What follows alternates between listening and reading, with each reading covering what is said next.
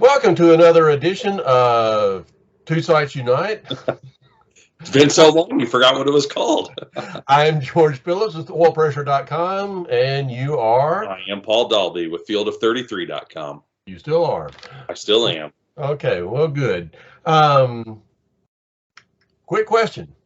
Yes, sir. I'm putting you on the spot because we've been conversing for the last 10 minutes or so on here, and I did mention this. When do you think the last time we did this was? I'm going to say last May before the 500, based on the conversation thread that I can find in Skype here. You're correct. May 26th was the last time we posted one of these. So lots going on since then. Are you a member of the Coca-Cola racing family? Is that what we're doing here? Nice sponsored drop there. No, I'm thirsty.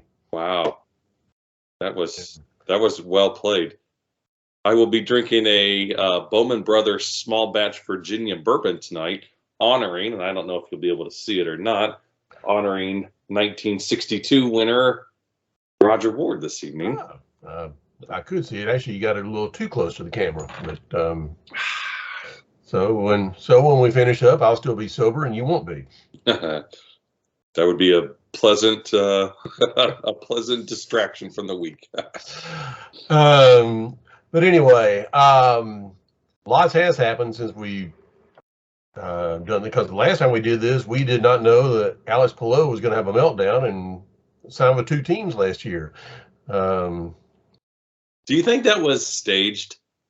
No. Do you think that was I think he's just naive and immature. You think so? You really think so? Why would you think it's staged? I don't know, because it's so far, it's such a crazy thing that happened that he has to have somebody advising him. He's got some management company. How can management companies with even a quasi-professional allow something like that to happen? I don't know, but I mean, the whole thing sounds amateurish on everybody's part except for Chip Ganassi. And like I said at the time, I found myself in a very awkward position because I'm not a Chip Ganassi fan necessarily, but in this case, I was behind him 100%. As you know, I've never been a huge Alex Palou fan, and I'm not a McLaren fan, or in particular a Zach Brown fan.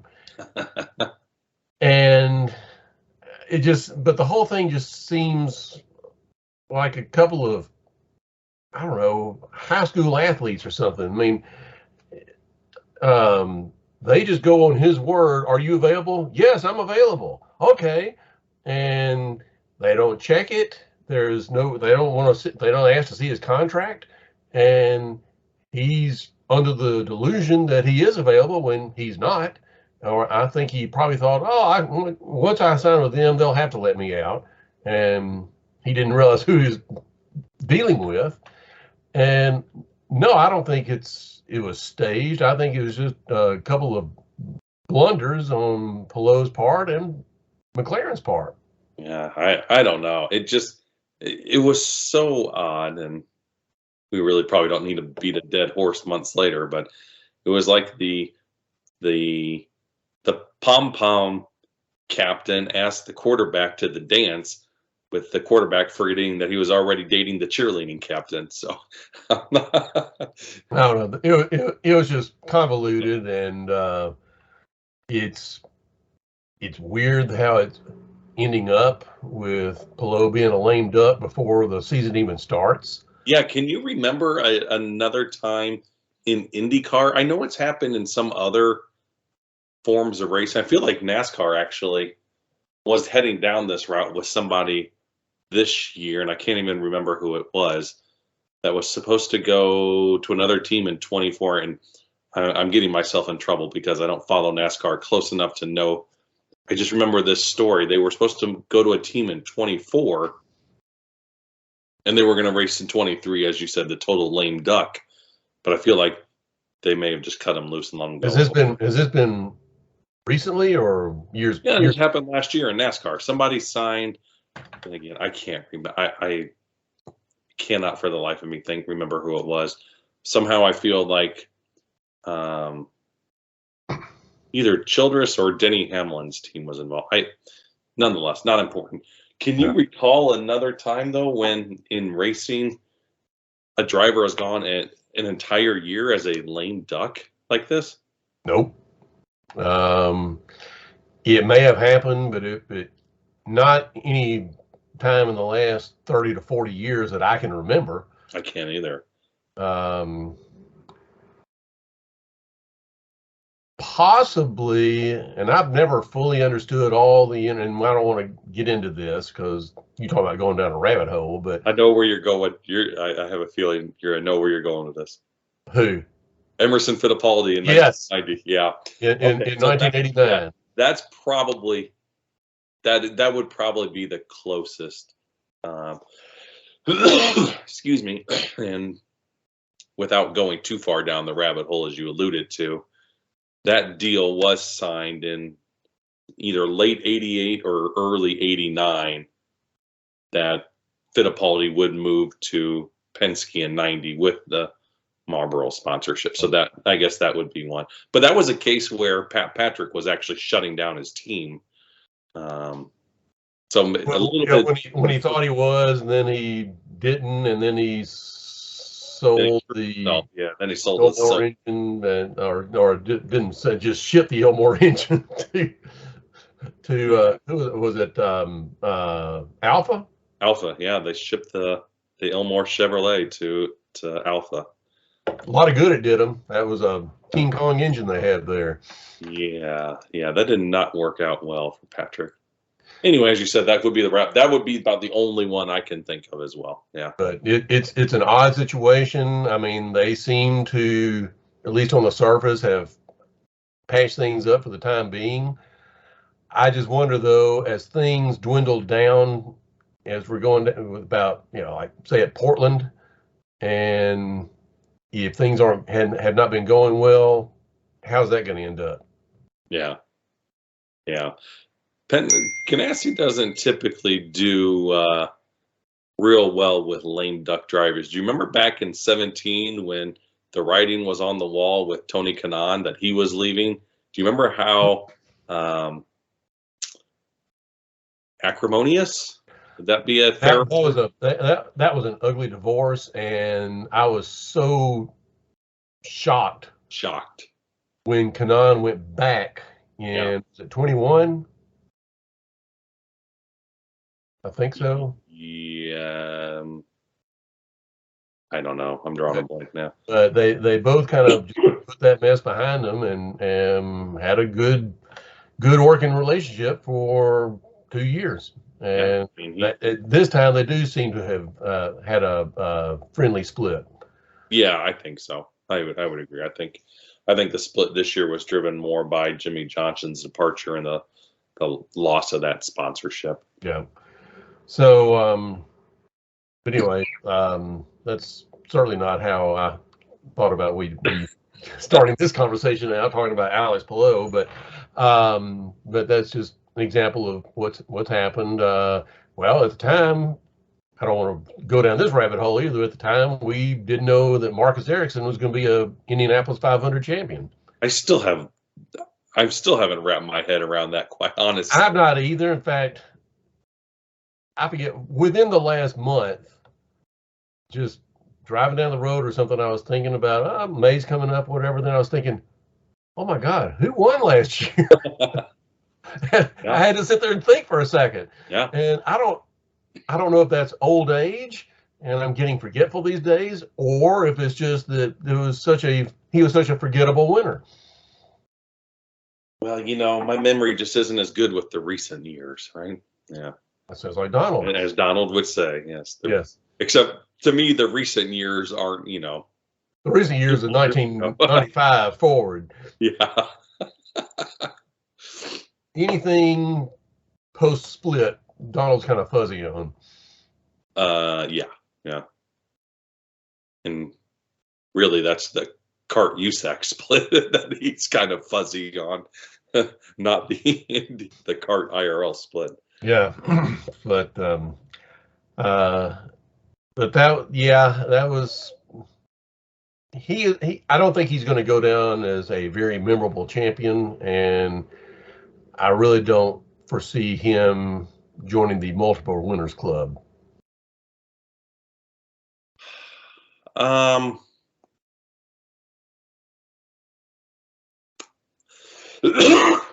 think so long as he stays at Ganassi, he will always have a legitimate shot, particularly if Scott Dixon can't find a way to stop shooting himself in the foot. True. I mean, I don't know who I would put to be as we sit 94 days out. Gosh, tickle. You need to drink some of that potion you're drinking. I'm trying. As we sit here, whatever I said, 94 days out from the 500, I don't know that I come up with a whole lot of people that I would put above him on my list of favorites, quite honestly. I mean, I think you have to start, and I guess we are going down this rabbit hole.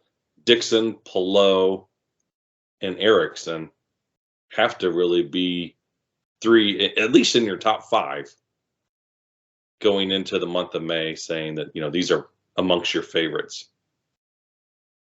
I mean, I can see the first two. Would you put Ericsson ahead of any Penske driver? Given Penske's, how Penske's have raced the last 3 years, yeah, I would. Oh, well. Yeah.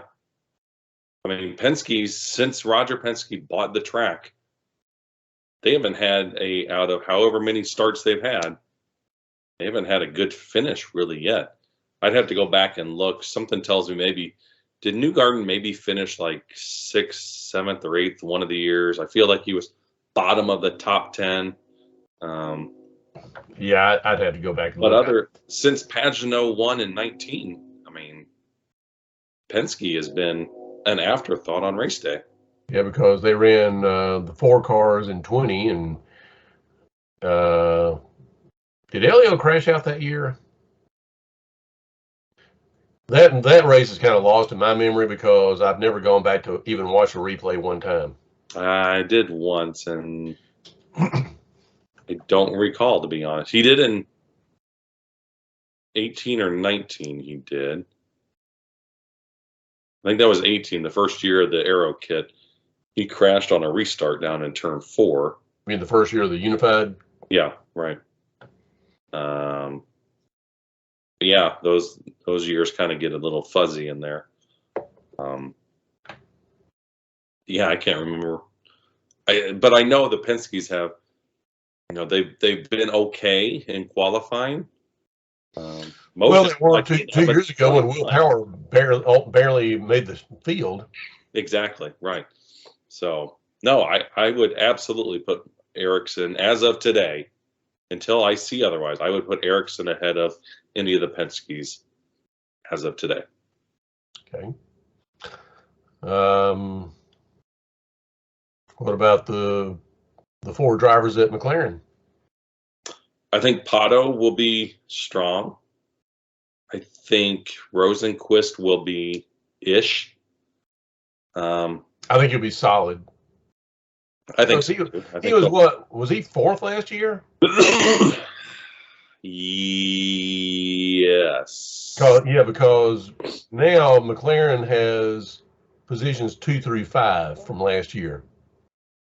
Yes, because Kanaan was 3rd, and Rossi ended up 4th. He was as high as 2nd with about 10 laps to go, I think.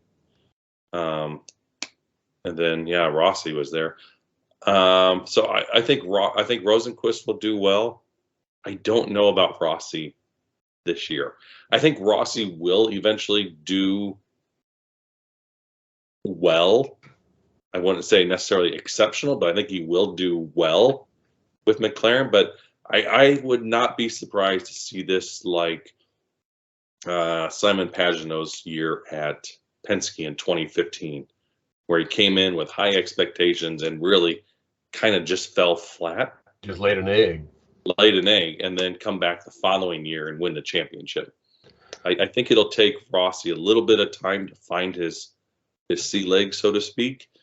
So I don't expect a whole lot out of him this year. He may get a win, may be competitive in some races, but I'd be really surprised if he kept up with Pato this year. Or so now that we've officially transitioned our conversation into 2023,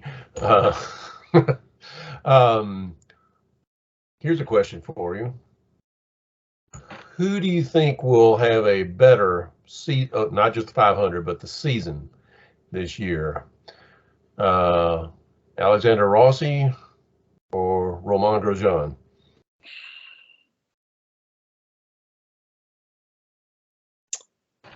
Oof.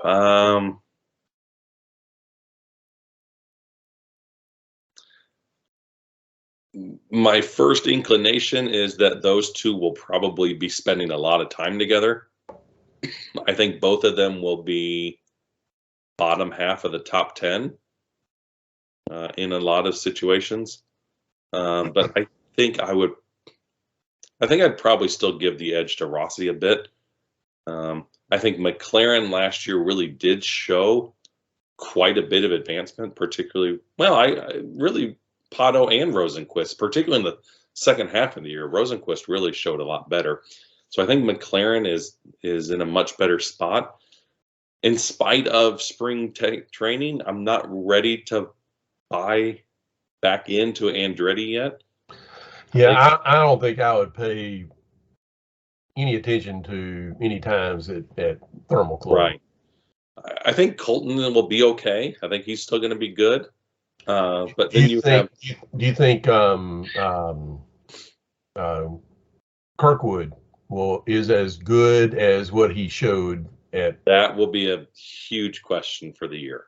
I don't know, because he was and I'm not going to say which party, just that team and Kirkwood last year were bad.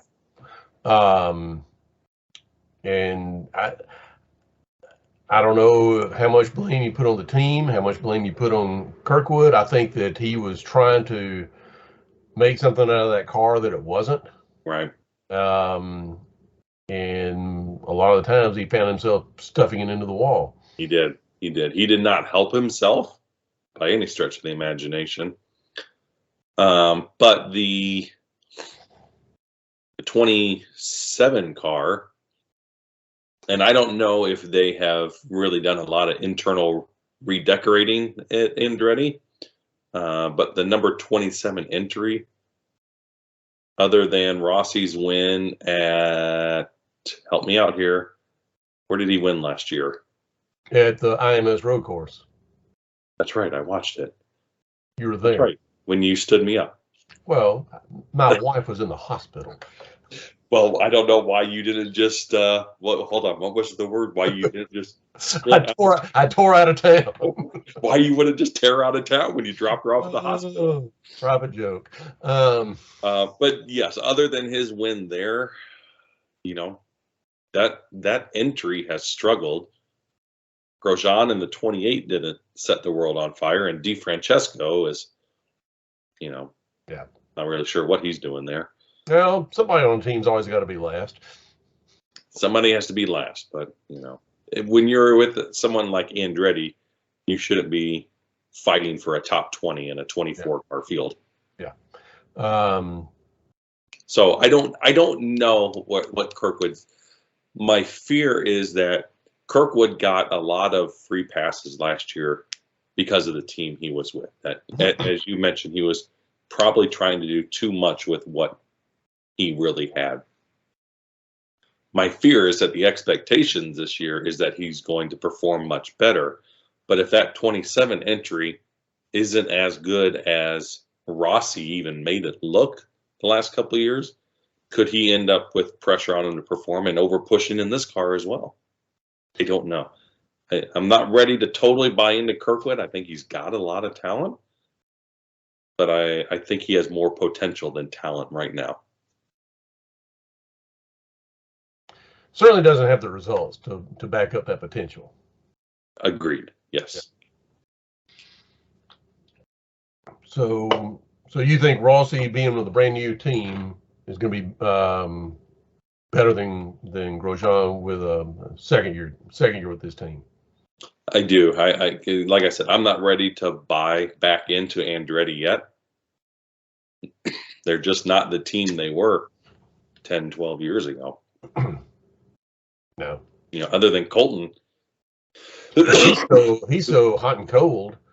Yeah. I mean, he's either winning the pole and dominating a race, or he's stuffing into the wall, or just making some unforced errors, and or winning the pole and then stuffing it in the wall like you did at that. But and one thing about Rossi, I mean, his team failed him several times on pit stops. Yeah. And that's been a problem with poor Rossi since he came back in 2016. I still remember. I don't remember much about that 2020 race because I just kind of shy away from it with empty stands and just don't really want to watch it. But one sight that I do remember is him just banging on the wheel on a pit stop which just went terribly wrong. It all went terribly wrong. A toast to Lou Palmer. Lou Palmer, yes. I do love me some Lou Palmer. I'm looking through my notes here on my phone because he had a line that I loved so much from, and now I can't even remember what. Oh, I know. I'll bet it was the Kevin Kogan crash when he came. It may have been into the pits on his side. It could be. This is Lou Palmer's line, and I have it. I love this line so much. I have it on my phone. It says, "And we look to the north end where one car, out of control, has moved down onto the pit area in something less than an orderly fashion." Orderly. I was thinking it was less than a desirable fashion, but yeah, you're right. It was orderly fashion. that was typical Lou Palmer. Oh, the master of the understated. Yes. Yes. He and John Totten. Yes. And there was a problem at the north end. In the north end. Anyway, so there's been some off-track stuff that a lot of fans are just grumbling about. I've been grumbling about some of it myself. A lot of fans are seeing a regression or just staying pat with same old equipment. I mean, we've got a car that's ancient. Now they've told us we're not going to get the new 2.4 liter engine, and they're just going to make the hybrid pack, or whatever you call it, the hybrid unit. There's a better term for that than that, but unit. Huh? The power unit. No, it's got almost like a brand name to it. Anyway, but I think it's an acronym.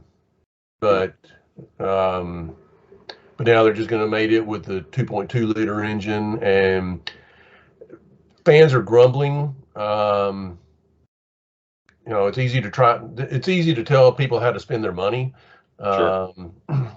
But what are your thoughts? I mean, are fans being unreasonable, or do you think fans should be more accepting of a Roger Penske financially prudent approach? Well, I mean, I don't get the heartburn as bad as others do. Yes, I would like to see a new engine, more because I would like to see a larger displacement, which theoretically you would think would put out more power and increase speeds. But remember, when CART was the dominant series, they essentially went from, when Cosworth came in about 1978-ish, I forget exactly when Cosworth showed up, but they came in with the Cosworth DFX all the way up until Champ Car folded in 2007, through the 2007. For 30 years, it was essentially one engine formula. It was 2.65 liter turbocharged. They didn't. True, but that Cosworth DFX is not the same Cosworth XD, Ford Cosworth XD in the later years. You're right. So they did allow innovation in those engines, but it was still the same basic architecture. So, I mean, really, I guess once you got past 88, the Chevrolet engine, things were minor derivatives going forward beyond that. But it was still the same engine formula. So I don't get heartburn that we're not completely starting over from scratch with the engine formula. I would like to see a new chassis, though. I'm disappointed that we're not going to see a new chassis now until what, at least 25? Or are we indefinite hold on that? I think we're an indefinite hold. I mean, I thought the indefinite hold was on the engine, but maybe we are on the chassis as well. But no, that one, it's definitely long in the tooth now. We used to think the old IR03 was old. yeah, because it lasted 9 years. It went 9 years, and now this will be. We're going on 13 seasons. 12. This will be the 12th year for. Yeah, 12. Yeah. For the. It'll be the 13th season when the hybrid component is added. Right. So yeah, and that thing is heavy. And it's gotten heavier. It started heavy and has gotten continuously heavier. And now they're going to add another couple 100 pounds, I think, to it with the new hybrid, whatever that thing. Oh, I mean, no, I was talking about the hybrid unit is heavy. Right. But the aero screen is what, about 75 pounds? 60 pounds, I think. 60 pounds. They've increased the thickness of the bulkhead. That's added some weight. They put the anti-penetration panels on the edges. I mean, there's a lot more weight to that car than there was when it debuted in 2012. Right. And a lot of people really like the Aero Kit. I think the Aero Kit was a good advance in the aesthetics, but I'm still not a huge fan of, especially the front of the car. I would just like to see it. Certainly a refresh, a little bit more modern, lose a little weight, a lot of weight. Yeah. Now you talk about the aesthetics of the Aero Kit. About the only good thing you can say about it was it looked different. And of course, you know me, change is bad. But I thought, I don't know that you can create an uglier car than you can with the Honda Aero Kit in 15, 16, and 17. It is a shame to me that for such a historic race as the 100th running, that ugly Honda Aero Kit will forever be enshrined as the winner of the 100th race. Yep. And it's been a long time since I've seen such an improvement in a car as what we saw going from 17 to 18 when the unified body kit, whatever they call the thing. The UNA 18. Whatever. But that was a good looking car until they put the aero screen on it. And I don't want to get into the debate on the aero screen, but I don't think there's much debate on the looks of the car when you look at it head on. Right. No, I would agree. And again, I'm like you. I think that the merits of the aero screen are well documented. But that isn't to say that it's wrong to feel that it's not aesthetically pleasing. I have no problems with the profile view of the car. It kind of looks like a fighter plane, almost with a canopy. It looks good from the side, I think, or it doesn't look bad. Right. Yeah. But there is no disguising. And I've been told that they've asked photographers not even take a picture of the car head on. Right. So because it is ugly. And I'm just not still a fan of the front nose and the front wing.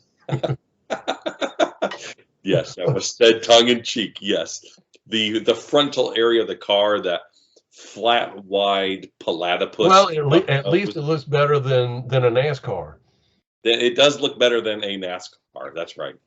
Well, Um, that but is, and you pointed that out on Facebook this I did. Yeah, past week. that That was is an one of my. actual professional journalistic site too that actually said that. What is that noise? It sounded like feedback or something. But anyway, that's always been a pet peeve of mine when somebody refers to it as a NASCAR. I'm sorry, NASCAR is a sanctioning body. That's all it is. It is not a type of car. It's a stock car or it's a cup car, but it is not a NASCAR. Not a So, sprint car, I'll tell you that either, as that was confusing for a while. well, Anyway, not where were we going with people who this? knew the difference. That's true. Oh yes, the ugly front end. Um, I hated the Formula One car. Well, I'm still not a huge fan of Formula One cars, but the rebuild or redesign that they came out with last year, where they got the nose out of the air and put it back down on the wings, best thing Formula One has done to make their cars look better. I think the starting about 90, I don't know, back when I used to follow Formula One closely, about 94, 95, I feel like Benetton was the first one that really raised the nose up. They were, and then Williams did it, and then McLaren did it. Yep. And And then it came and I to remember IndyCar when Reynard, they kind of got their nose up in the air. Um, and then shortly after that was that abhorred, awful, disgusting looking Penske disgrace of a Penske car around, what was that, maybe 98. 98? Yeah. The only thing uglier than that Penske car was the Eagle that had that. I don't even, I almost choke calling that an eagle because I I know. still think of the eagle, the beautiful eagles of the late 60s. Yeah. Um, Well, when the not mid the '60s, eagles that were in because by 75. '69 they suddenly turned ugly. Yeah. And, you and I have had the conversation. I think you and I are in fairly decent agreement that some of the ugliest cars, in our opinion, I know a lot of people like them, but in my opinion, I think I speak for you as well, from about 73 to 76 to 77 are, I find them horrendously ugly. I'm going to go a little earlier because even though Bobby Unser said it was one of the best cars he ever drove, I think the '72 Eagle, that was the first of the Roman Slobodinsky Eagles. That ends And with a J. it ends, if it does not end with a J, then you've spelled it Spelled wrong. it wrong. But um, I thought that car was absolutely hideous, but boy, it was fast. But I mean, how does Dan Gurney go from such a beautiful eagle in well, Unser ran an eagle in 68, and even in Uh, the 69 they the still had the the beat, didn't the, they? si- the '66 and '67 Eagles, I thought really looked better than the '68 because the beak, the front, Yeah. the front nose, The front nose. but the beak on the nose was so much more pronounced. Yeah. And then on '68 they kind of snubbed it up some. Yeah. But then in '69, they turned really ugly.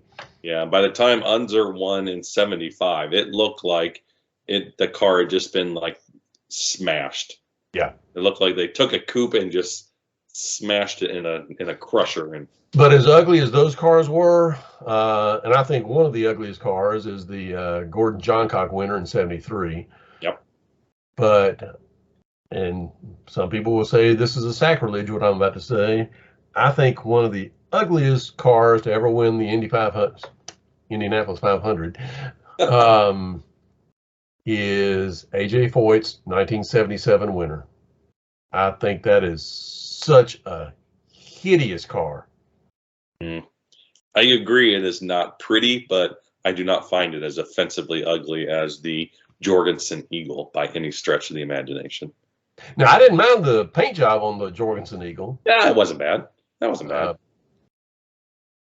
Really, I don't know that there's much ugliness between the '73 Eagle or '72 through the '75 Eagles.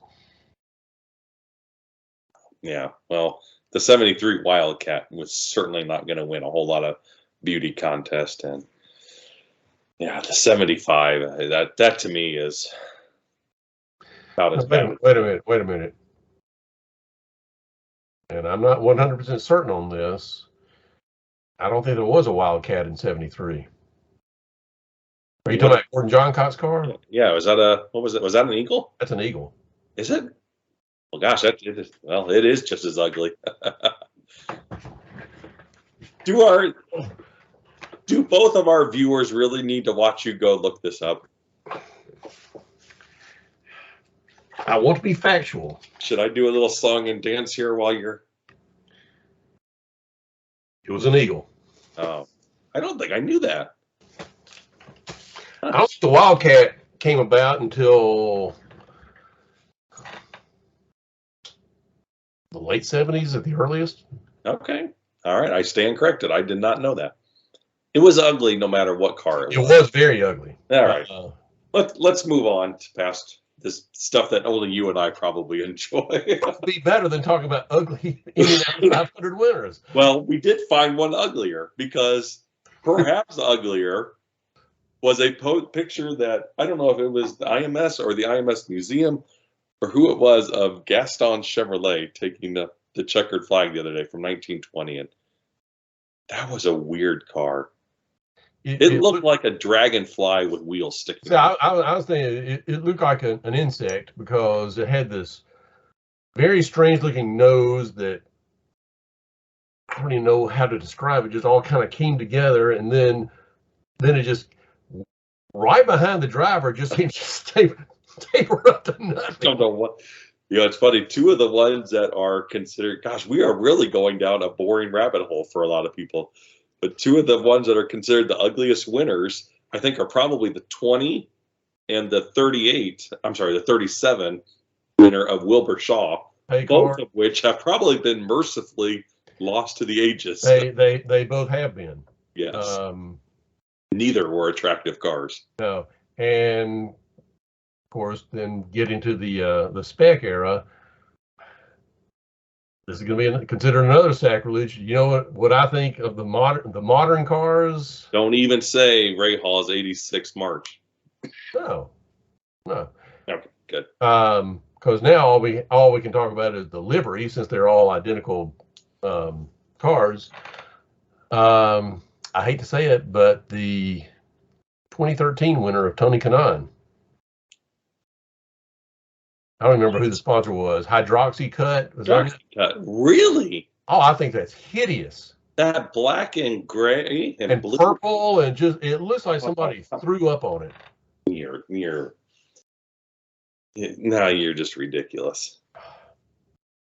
Okay. Let's move on before maybe somebody will skip that part. And I'm assuming anybody that's watched this far probably has better taste than you, and they agree with me. No, nobody is going to agree with you on that statement, period. That car is hideous. It was the ugliest car in the field that day. What? Nothing. You make my head hurt sometimes. Okay, whatever. Difference of opinion. Well, and yours is wrong. At least you're not outraged or triggered.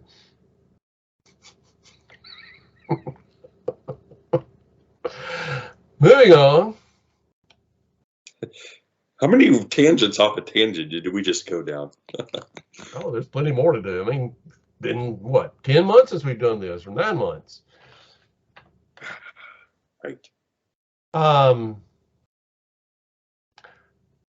I actually sent you a text today, which you didn't respond to, but nothing unusual about that. But I did see this little blurb locally, not nationally. I saw nothing on it nationally, but kind of snuck in there that the Music City Grand Prix has signed an extension, a 3-year extension. Yeah, I did see that. I was a little surprised. I'm sorry, that was buried in the text thread with James Black, where you were complaining about using gift as a verb. No, that was last night. Yeah, well, it's in that same area there. Yeah, surprising. Gift is not a verb. Gift is a noun. Unless it's a legal document like a will, where someone gifted something to somebody, but oh, my wife gifted me this for Christmas. No, she didn't. She gave it to you. Are we done? For now. All right. Well, we'll circle back to that, and let's put that in the parking.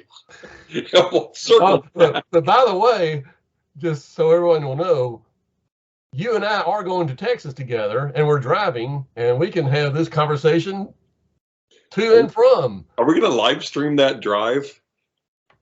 Well, it might get 2 viewers total. Our wives. Oh, trust me, my wife will not be watching this. Well, if we start talking about the nuances of the 91 Lola versus the 92, Susan will turn it off. Yeah, well, there's no nuances. Those were totally different machines there. True. Not even close. Anyway, what were we talking? Oh, yes, Music City Grand Prix. Yeah, I was a little surprised. Does that mean that the Titans' new stadium is not an officially done deal yet? Well, it is not an officially done deal. And I think I'm the only person here in Nashville that feels this way, but I hope it doesn't get done. At least the only Titans fan. I mean, every Titans fan I've talked to think I'm crazy that we must have this new stadium. As a taxpayer, I don't want to. Now we've been assured that it's not going to this isn't going to cost the taxpayers a dime. Well, I've heard that song before. Right. And I mean, this is $2.2 billion. Gosh. I remember didn't Jerry Jones, when they built the Cowboy Stadium, wasn't that like the first $1 billion stadium? Yes. And now, I mean, you can't buy anything for under $1 billion now. What was the one that the Rams play at now in LA? SoFi Stadium. Wasn't that like $2.5 billion or something? Something like that, but at least they do have the Chargers as a tenant also. Yeah. Yeah, $2.5 billion for the Titans. Yeah. Maybe Vandy will move in for a team that that lost their last 7 games. Yeah, maybe Vandy will move in and they can play in there, and maybe Tennessee can play at least 1 game a year over there. They're champions of life, 5-star champion. Now we have a real team. Now Bush Jones, he's over in Arkansas State feeding them those same lines, and they're not buying it. I think he's got one more year at best. But this is not a football conversation. This is racing. Well, we're well versed. We're Renaissance men here. We speak all languages. So anyway, well, we're bumping up against 45 minutes, and I'm sure if anybody even went past 5 minutes, I'm sure they've fallen off of this time. Either that or fallen asleep. But so I know it's stupid and asinine to be sitting here in February to say, well, I'll tell you who's going to be the champion in September. But so I'm not going to say who's going to win the championship. Who do you think is going to have a breakout season, and who's going to have a very disappointing season? And then who's going to be about where? And then most of them are going to be about where we expect them to be. Right. So just to avoid monotony, I'm going to disregard Dixon. I'm going to disregard Power. I'm going to disregard Newgarden. Or you could put any of those as one that's going to have a disappointing season. Yeah, I don't think any of them. I'd be surprised if any have a disappointing. I mean, for any of them, not a championship is a disappointing season, quite honestly. So 2 of them are going to have at least disappointing seasons. I won't be shocked if this is the breakout year for Pato O'Ward. I have been slow to jump on the McLaren bandwagon, but I think they did show last year that maybe they are ready to take that leap. I'd be a little bit surprised given what we talked about earlier if Palou is a consistent top contender this year. I think breakout year, and it's kind of hard to call it much of a breakout year because he really took such a leap last year. I'm going to go with Scott McLaughlin to have a real breakout year this year. See, I think last year was his breakout year. Yeah, he definitely broke the shell last year, but I think this could be the year where he really, really shines across. Sorry, God. he really started to shine last year everywhere. At St. Pete, he won. Yeah. Texas, he came within a couple hundred yards of winning. Indianapolis, he may have been the best Penske driver until he crashed. But he was strong really all over last year. So I think this could be the year that he really, really comes into his own and really. Because even though he won the first race last year, other than leading the points, then he was, and well, I guess he's leading the points after Texas too, because first and second in the first two races. But once the season really kind of got going, he was never in the championship conversation. Right. He was always hanging around a distant fifth or whatever. He was never challenging for the championship. I would be surprised if he finishes lower than third in the championship this year. Okay. For my disappointment, well, wait, I was going to come out with my breakout. Please go ahead. Give me time to think about this. Well, positive though. You mean you're not going to listen? I'm thinking. I have to listen to you all the time when you're texting. All day. I'm listening to you. So you can go ahead and I'll think here. Let our viewer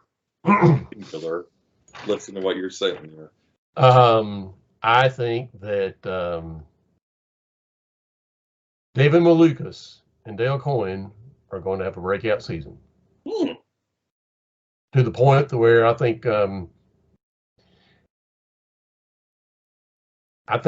he will definitely win a race. I'm not going to say, you can't say definite, but I think it's likely he will win a race, and I think it's possible he could squeak out 2 wins. He really impressed me the second half of last year. His run at Gateway last year was one of the most fun races to watch. Yeah. Totally, absolutely agree with you. 100%. Yep. I don't know that I'm ready to quite jump on that multiple win, but. Well, that's a stretch, but. It would be cool to see him get a win. Who's he with at Coyne this year? Yeah. No, who's he paired with? Huh? Who's he paired with at Coyne? Oh, Stingray Rob.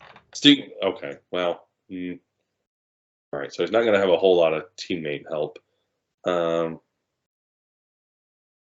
How much do you think he got from Sato? Oh, I think he got a lot of help from Sato. I do. Okay. All right. So are we moving on to disappointment? Yep. I'm going to guess that Augustine Canapino is not an option for this discussion, right? No, but I think anything he does positive, I think it's not breakout, but if he does anything, that's not a disappointment. All right. I think, and I think he's realistic. Did you hear him on Trackside the other night? I did not. They interviewed him, and he's got a pretty good perspective on things. He knows his limits. Isn't he like 34 or 35 years old? He's up there and never driven an open wheel car. But the fact that he was not last at Thermal Club was somewhat of a shock to people. So the question then is, and this is going to get me, a few extra points here. Will he 10 years from now be more memorable than Philippe Gash? No. Well, he spun twice in the same 500. Well, once doesn't count because it was before the green flag. Yeah, he was still spin. He still spun. Well, I mean, not that I like crashes or whatever, but that was a very, very memorable crash. I'll give you He that. had It in was the memorable. race. It was. You're right. But he was, Forgettable. well, he's somewhat of a cult figure these days. Right. I'm there. If anybody mentions Philippe Gash in a conversation, you know you're talking to a die-hard IndyCar fan. I would put him right there with Taro Palmera, Ted Prappis, and Didier Tays. You know, R.I.P. Ted Prappis. Yeah, pour one out. But Didier Tays was around, I think, longer than. Yeah, I guess he was, but never really got a whole lot of publicity. What about? All right, so moving on, let's get to our disappointment here. Well, I was going to talk about Mark Jones. Who? No, I mean not Mark Jones. Mark Smith. Oh yes, yeah. I was going to say Mark Jones is a NBA analyst on ESPN, wasn't he? Yes, he's on ESPN. But wasn't there also a Mark Jones that raced for? I want to say it was Panther around 2003. No, not Mark Jones. Mark Taylor. Mark Taylor. Yeah. Okay. Okay, my computer's about ready to die, so we really have to wrap this up quickly. Yeah, you're out of sync now. So Okay. all right. Okay, so quickly, disappointment. I'm going to go with Rinus VK. We'll have a tough year. I cannot argue with that. Okay, and somebody who I think will overperform, keep an eye on, will be Santino Ferrucci in the 14. Yes, I'll agree with that. I will also, for the breakout, of course, he's kind of old to be having a breakout, but I do think that Grosjean is going to have a better season this year. Okay. With Andretti, I think there was some internal friction between he and Rossi. And I think that he's got a year under his belt on how Andretti works, and I think he's going to have a good season this year. On the downside, what are you doing? I got a cramp in my leg. I've been sitting here Indian style for the last hour, so. And now that offends me, but whatever.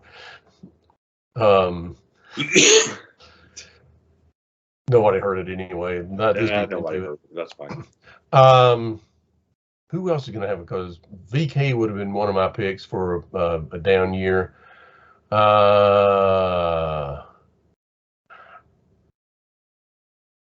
You know who has the potential to have a down year? Colton Herta. I thought about it. Yeah. He has been so inconsistent over his career. I think it made, instead of being consistently good, I think he's got just as good of a chance to be consistently bad. Well, I think he's going to have the bulk of the resources from Andretti behind him as the leader of that team. So I think that could be his saving grace, but I do agree that could be a possibility there. But I think that hoisting the weight of being the leader of the team, I'm not sure he can handle that. Yeah. No, I don't disagree with you. Yeah. So, and I can't. For a down year, Christian Lundgaard, because he exceeded expectations last year. Okay. And that's an easy team to have a bad year with. Yeah. Yeah. So, all right. Well, we are now bumping up against an hour. Oof. All right. Well, we're at 54 minutes since we started the recording, but we talked for a couple of minutes before we started this. So. All right. Well, let's wrap it up before my computer actually does die here. Okay. Final thoughts. I'll see you in Texas. Yeah, it'll be a fun drive. Oh, I'm looking forward to it. Well, I hope when you're in the car that your mouth and words sync better than they did just then. So Right. anyway, well, looking forward to St. Pete and not having to watch the Daytona 500 again next weekend. And Yes. and then, as you say, on to Texas. Yes. All right, let's do it. Racing season is here. Yes, it is. All right. So for Paul Dalby, I am George Phillips. Thank you for watching.